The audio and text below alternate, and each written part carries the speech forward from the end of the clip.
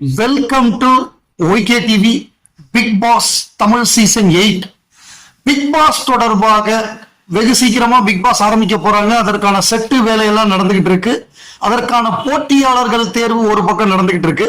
இந்த நிலையில 7 சீசன்களாக வெற்றிகரமாக பிக் பாஸை தொகுத்து வழங்கிய உலக நாயகன் கமல்ஹாசன் அவர்கள் 8வது சீசனை தொகுத்து வழங்குவாரா மாட்டாரா அப்படிங்கிற ஒரு கேள்வி நேற்று வரை இருந்தது.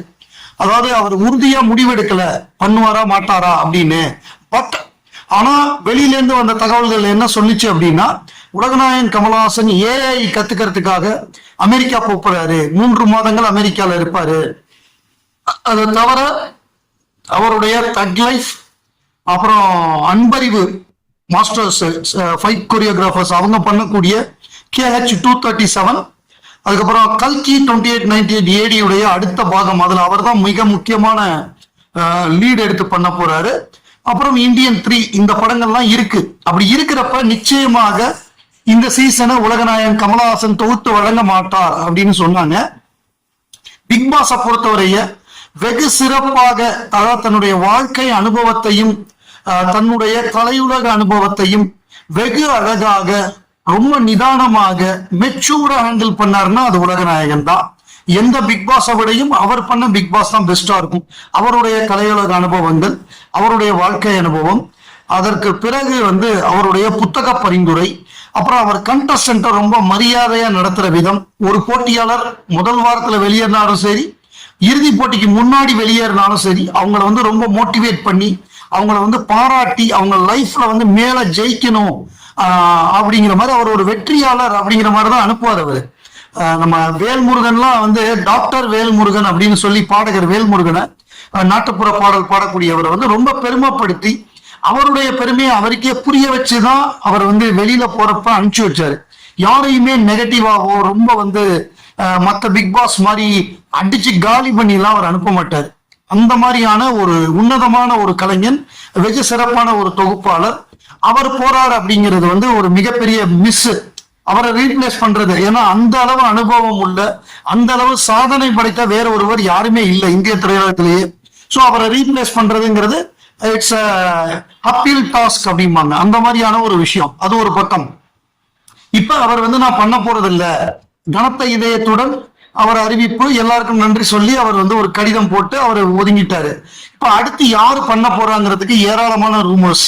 விஜய் சேதுபதி பண்ண போறாரு அப்படிங்கிறாங்க. விஜய் சேதுபதி ஏற்கனவே நம்ம ஒரு ஹீரோன்னு ஒரு ஷோ பண்ணாரு சன் டிவில, reality show.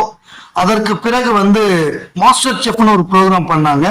2 ப்ரோக்ராமுமே utter failure, disaster. அது கடுமையான விமர்சனங்களை எதிர்கொண்டு அது காலி ஆயிடுச்சு. அர்ஜுன் அப்படிங்கிறாங்க. அர்ஜுன் ஒரு இதுல ஜி தமிழ்ல ஒரு ஷோ பண்ணாரு. அது முதல் சீசனோட இழுத்து மூடப்பட்டது, மிகப்பெரிய தோல்வியா போயிடுச்சு அர்ஜுனுடைய ஷோ. இதை தவிர நீங்களும் வெல்லலாம் 1 கோடி ஷோ பிரகாஷ் ராஜ் தொகுத்து வழங்கினாரு. நம்ம இவர் அரவிந்த் சாமி தொகுத்து வழங்கினாரு. சூர்யா தொகுத்து வழங்கினாரு. சோ இவங்க எல்லாருமே வெகு சிறப்பான தொகுப்பாளர்கள். இவங்க யார் வேணாலும் வரலாம். சரத்குமார் பண்ணியிருக்காரு, அவர் வரலாம். இவங்க எல்லாருமே வரலாம். அதாவது இதை ஒரு கதாநாயகன் தான் தொகுத்து வழங்க முடியும்.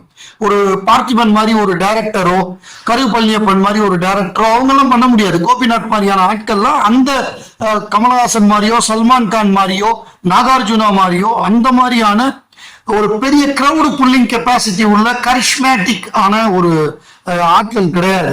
இவங்கெல்லாம் பேசுவாங்களே தவிர, இவங்க நீயா நானா மாதிரி ஷோவை தொகுத்து வழங்கினா லாயக்கே தவிர, பிக் பாஸ்ங்கிறது வேற.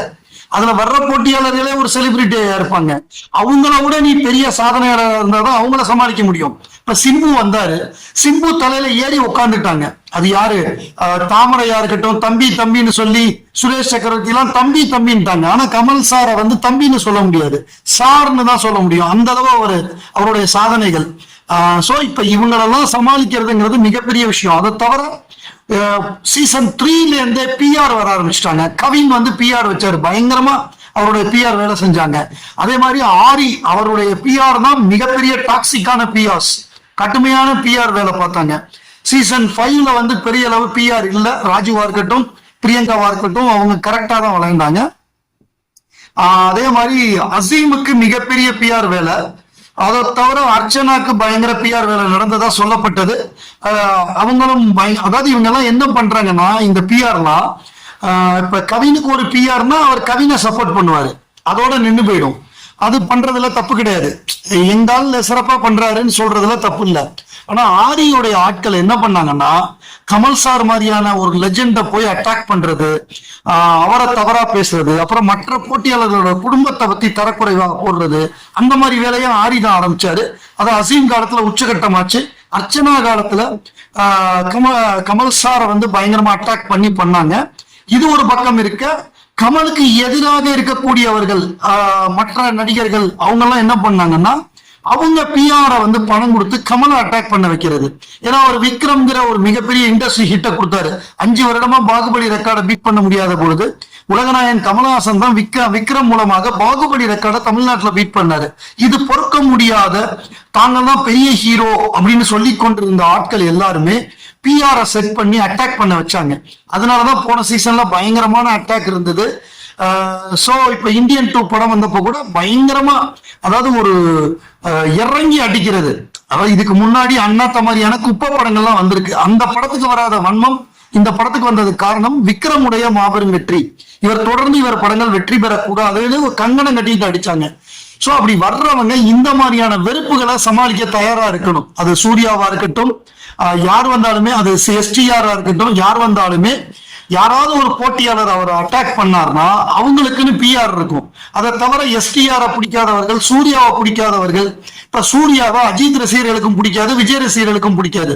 ஏன்னா சூர்யா கங்குவா மூலமா திருப்பி வந்துருவாரோங்கிற ஒரு பயம் அவங்களுக்கு இருக்கு, அதை வரக்கூடாதுன்னு அவங்க நினைக்கிறாங்க. இப்ப விஜய் ரசிகர்கள் அஜித் வந்து பிரசாந்த் நீல் படத்துல நடிக்க கூடாது அப்படின்னு அவங்க நினைப்பாங்க, விஜய் அரசியல்ல போய் ஜெயிக்க கூடாதுன்னு அஜித் ரசிகர்கள் நினைப்பாங்க. இந்த மாதிரி ஒவ்வொருத்தருக்கும் ஒவ்வொரு விதமான இன்ட்ரெஸ்ட் இருக்கு. இவங்க எல்லாமே ஒண்ணு சேர்ந்து சூர்யாவை அடிக்க ட்ரை பண்ணுவாங்க, சூர்யா அதுல இருந்து தப்பிக்கணும். கார்த்தி வந்தாருன்னா கார்த்தி அட்டாக் பண்ணுவாங்க. சிவகுமார் பையன், அந்த அவங்க குடும்ப அரசியல் மாதிரி குடும்ப இந்த ஷோ வந்து இந்த குரூப்பே ஃபுல்லா ஆக்கிரமிச்சுக்கிறாங்கன்னு அட்டாக் பண்ணுவாங்க. அதெல்லாம் சமாளிக்கணும். கார்த்தி வந்து ஸ்டார்டமும் இருக்கு அவருக்கு, அவர் ஒரு பாப்புலர் ஸ்டார். அவர் வந்து அஜித் அளவுக்கோ விஜய் அளவுக்கோ சூர்யா அளவுக்கோ அவர் இல்லைன்னாலும் அவரும் ஒரு நல்ல ஸ்டார். அவருக்கும் ஒரு மார்க்கெட் இருக்கு, அவருக்கும் ஒரு வியாபாரம் இருக்கு, அவருக்கும் ஒரு ஃபேன் பேஸ் இருக்கு. அவர் வரலாம், அவர் பண்ணா நல்லா இருக்கும். மற்றபடி இந்த பார்த்திபனோ விஜய் சேதுபதியோ அவங்களெல்லாம் புக் பண்ண மாட்டாங்க. விஜய் சேதுபதி ஒரு ஃபெயில்டு ஹோஸ்ட், ஏற்கனவே 2 ஷோ பண்ணி தோத்து போயிட்டாரு. அர்ஜுன் எல்லாம் கூப்பிட மாட்டாங்க, பார்த்திபன்லாம் அதுக்கான ஆளே கிடையாது, கோபிநாத் எல்லாம் அதுக்கான ஆளே கிடையாது. ஒரு ஹீரோவை தான் கூப்பிடுவாங்க. அது சூர்யா மாதிரியோ, அரவிந்த் சாமி மாதிரியோ, பிரகாஷ் ராஜ் மாதிரியோ, அப்படி இல்ல ரம்யா கிருஷ்ணனை கூப்பிட்டதுதான். பாப்போம் யார் வரப்போறா, என்ன மாதிரி வரப்போகுதுங்கிறது அப்பப்ப நம்ம அப்டேட் கொடுப்போம். யார் கண்டஸ்டன்ட் வர போறாங்கிறது, யாரு தொகுத்து வழங்க போறா, யார் கண்டஸ்டன்ட் வர போறா, எப்ப பிரமோ வரப்போகுது, அது தொடர்பான எல்லா அப்டேட்டையும் நம்ம தொடர்ந்து கொடுத்துக்கிட்டே இருப்போம்.